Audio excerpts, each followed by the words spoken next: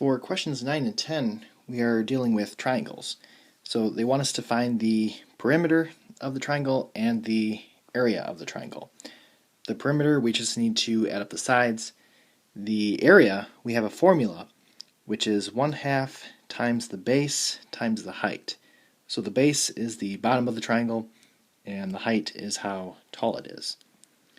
So for number 9, my perimeter, I need to add up my sides, so 19, 11, and 9. The 7 does not count as a side. The 7 is the height of the triangle. So that's kind of why it's off to the side here, because it's just the height of the triangle. It actually does not count as a side of the triangle.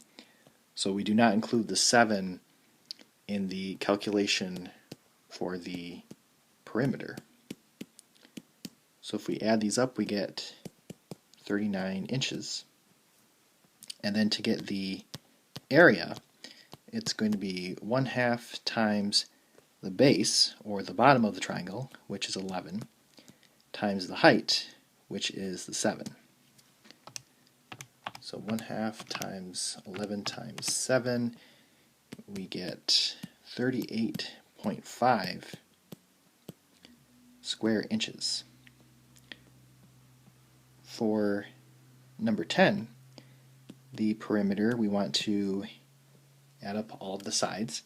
And again, we do not include the height in the calculation for the perimeter. So 12 plus 6 plus 14, and we get 32.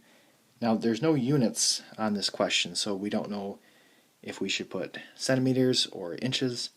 We don't know, so we don't have to put anything.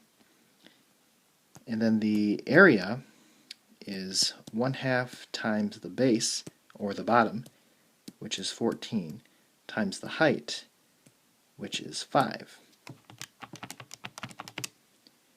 And that gets us 35.